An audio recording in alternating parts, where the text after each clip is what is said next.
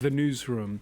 It's time for the France 24 debate. The question is law and order breaking down in the Arab world's most populous nation?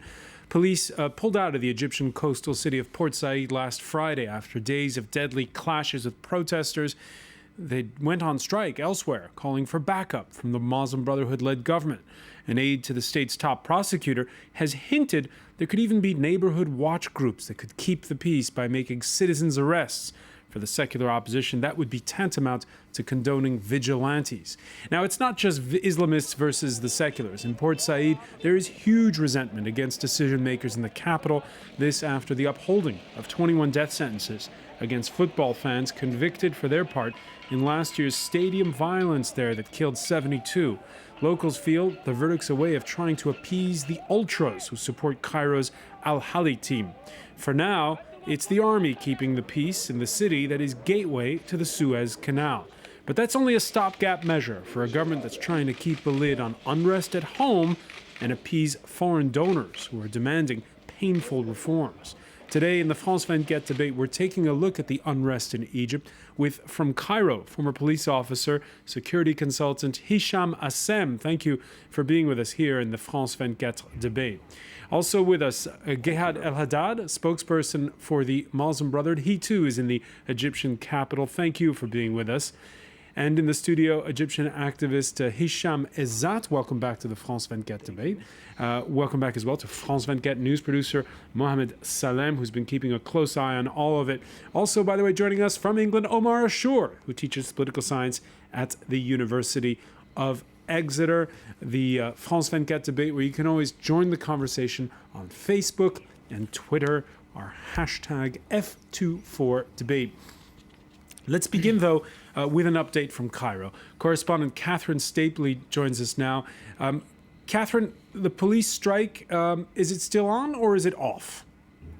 Well, the police strike is pretty unprecedented here, and by Friday, police stations were closed in 10 different areas across the country. Now, policemen here in Cairo and in Giza have agreed to go back to work on condition the government agrees to their demands within 10 days. But other police stations in other parts of the country are still closed. And they're not actually all striking about the same things. Most of them agree on the fact they want the Interior Minister to be sacked. They're saying they want better working conditions. And they're also accusing the Muslim Brotherhood of trying to take control of the police force. And some of them are saying this strike is about the government forcing them to confront protesters who are angry with President Mohamed Morsi. And they're saying they just want to be kept out of politics.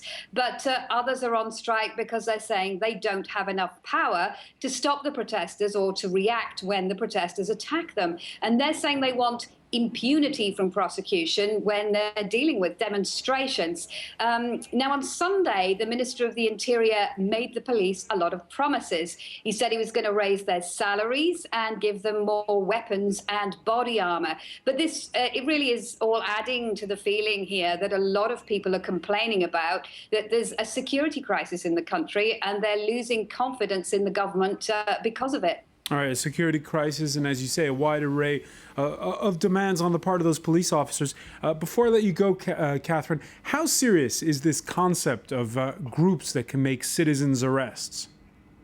Well, already under Egyptian law, people do have the power to make citizens arrest. And that's if they see people committing acts of vandalism or blocking roads or stopping officials from doing their duty. Now, they can arrest them and turn them into the police or the army. And that's what the Prosecutor General is urging people to do. But of course, rights groups are very, very concerned about this. They're saying this law is quite vague and could be misused in ways like stopping peaceful protests. And the army are reported to be furious about this too. Military sources have spoken out today. They're saying this could lead to certain groups forming private militias, and that would threaten national security. And this is a big issue because these same sources have warned that if there is considered to be a threat to national security, then the army would step in.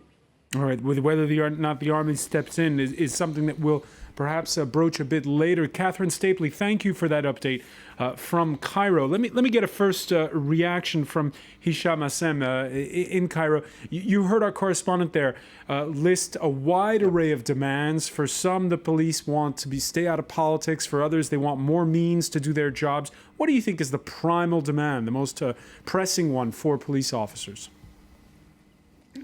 Well, definitely they are working under severe conditions, and there are several problems. I mean, the first and the main problem and the main demand is that you need, I mean, I'm talking to the political parties here, all of them, you need to get the security forces and law enforcement just out of the equation of the political crisis. And this has nothing to do with the forces. They have to take care that the independency of the authorities in Egypt is one main factor to keep the state alive. And one basic stone, which is the law enforcement.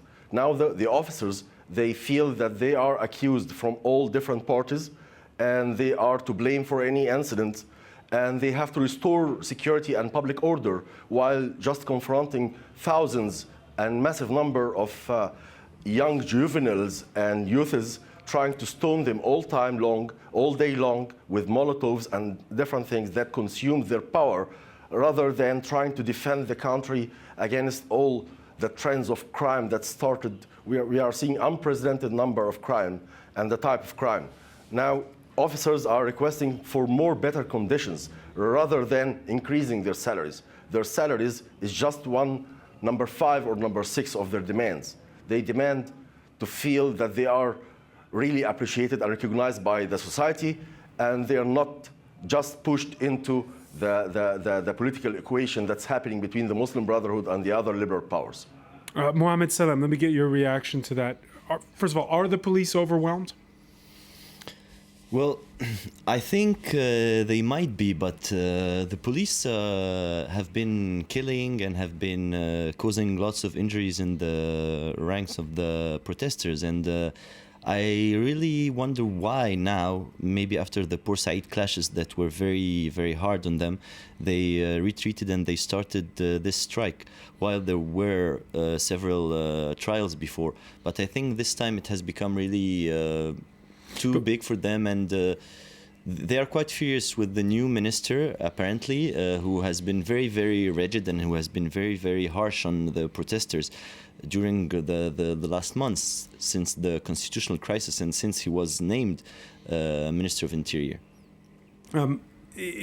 Listening to how the situation is described by Hisham Assem in Cairo, do you have a point, Hisham, is that the police do need more means and do need to be kept out, as he put it, of the political equation? The fact that the police has to be kept independent of any political conflict is essential to have this force, the law enforcement power, to be independent of any political quarrel.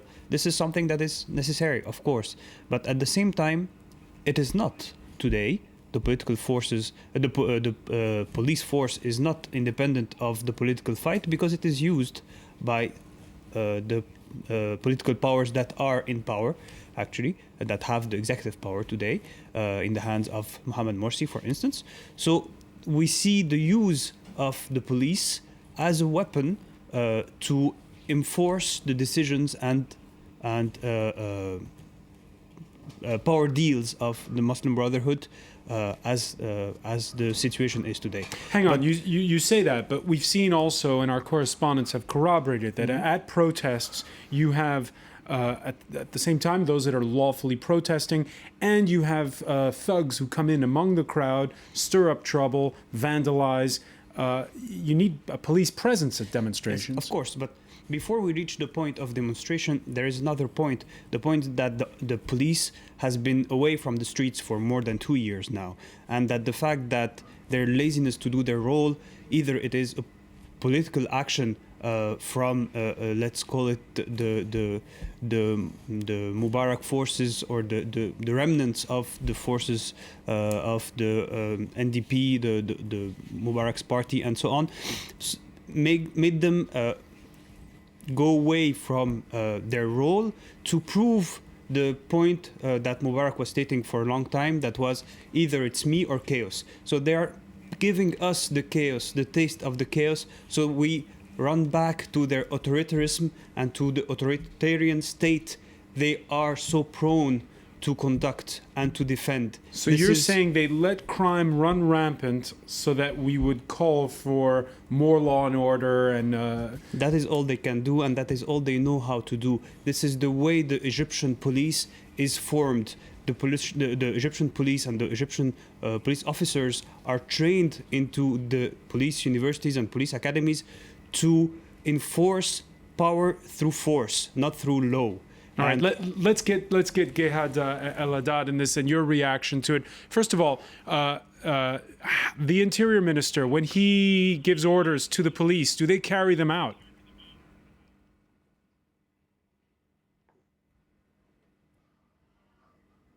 All right, Gehad El-Haddad, can you hear us? All right, we seem to have lost Gehad El-Haddad. Hisham, Assem, your reaction to the points there made by Hisham Izzat in our studio. I have few comments here. The first, the word harsh is not the proper word I would use for the forces trying to defend the establishments of the country. I mean, harsh, that means the forces are trying to attack the demonstrators, which is not totally the case here. The forces are trying to defend the establishments, and this is a very noble thing for my eyes. However, one other correction. It's not a police vacuum or a security vacuum in here. Just give them the space. I'm talking to all the politicians. Just give them the space to do their job to restore the public order, which is the first priority. Everyone will pay. I mean, this is something that they need to consider. And the third thing, police is now, the image is that the police is very abusive and that things, it's not the case as well. I don't see police detaining anybody. I don't see police attacking anybody. I see the number of casualties. I see police trying to restore order as much as they can. They do patrols and they have victims every day. I read the papers and every single morning I see 2 soldiers are killed, 2 officers are dead, 2 soldiers are killed. So there are people who are sacrificing for the country. Please don't underestimate this. And this is something that takes them down. It is true that there have been casualties on both sides. In Port Said itself, calm has returned. However, resentment in that city is still simmering, both there and in the capital. Oliver Farry explains. Protesters in Cairo continue to square off against riot police after a day of violence. Anger spilled over in both the capital and Port Said as rival fans were outraged by Saturday morning's court ruling. The court confirmed the death sentences for 21 people in Port Said for their role in last year's deadly football riot. The death penalty by hanging. The 21 were initially sentenced in January. 5 others were given life in prison, while dozens more were given lighter sentences or acquitted. In Port Said, angry protesters took to the streets. They cried foul, saying the court was prejudiced against local fans. This verdict is politicized. It is skewed in favor of Cairo fans instead of the Port Said fans. How can they do this? It is shocking. In Cairo, there was anger at the acquittals and crowds set fire to the headquarters of the Egyptian Football Association and a police social club. The victims' families commended the upholding of the death sentences but said the other convictions weren't harsh enough. The man who turned off the stadium lights shouldn't have been sentenced to death just once, but 72 times. The police officers whose shortcomings let this happen should get more than life in prison. More than 70 people, most from the visiting Al-Ali club from Cairo, were killed in the stadium riot in February 2012 following a match against Port Said side Al-Masri. Riots also followed the court's original sentencing in January. More than 40 people died in clashes with police. All right, I believe we have the line back with Cairo with Gehad El-Haddad of the Muslim Brotherhood. First of all, we see in that report there's resentment all around, resentment between those rival fans, resentment at the police, resentment at the government. I guess the first question is, death sentences. Isn't that something that really perhaps inflames and polarizes the people of Egypt? I don't know, actually, the details of that, because at the end of the day, this is a judicial system that has criteria in the law process. I don't comment on the process by which it was carried out. This is the legal system we have in Egypt. It's not the best. It has many problems, but we have to work with it to reform it and to increase its transparency. At the same time, you've raised a number of issues regarding the police force that I think a few facts have to be attached to it. The first one, which is the fact that this police force was designed for the past 30 years to be a politically bashing machine in the hands of the previous dictatorship of Mubarak.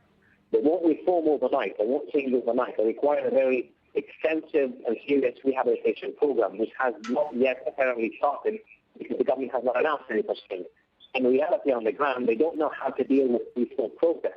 And the fact that they are not given the necessary armaments that they are requesting puts them in a very difficult position, trying to deal with protests or even criminal activity with no umbrella of an emergency law that used to exist under the dictatorship of Mubarak and no weapons for them to deal with.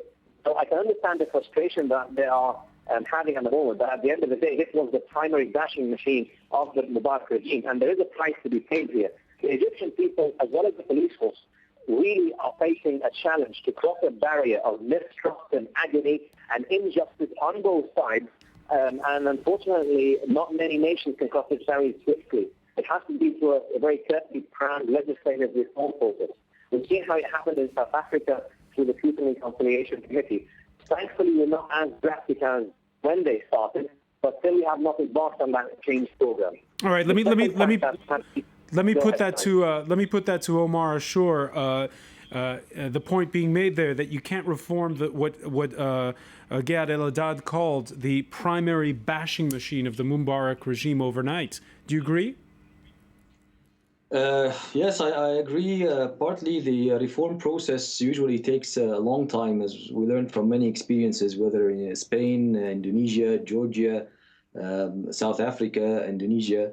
All of the reform process, whether the process of having elected civilian control over the security establishment, accountability of the security establishment, the non-militarization, the removal of the military aspect from the police force, the legal procedures, the oversight by the parliament, all of these, even the non-lethal tactics in right control, which we need right now in Egypt. All of this does not come in a few months. That's on one side, but on the other side, you have two problems here. On the one hand, you have the security sector reform was at probably the most eminent demand of the revolution. The revolution was sparked by police brutality. It was done on Police Day to make a statement, the 25th of January. And there was serious frustration with the fact that there was nothing really happened in the aftermath of the revolution vis-a-vis, major steps. There were some obviously. All right. So what we're seeing is a discredited police force that needs to basically turn over a new leaf in the eyes of Egyptians. When we come back, we're going to pick up on that point. You're watching the France 24 debate.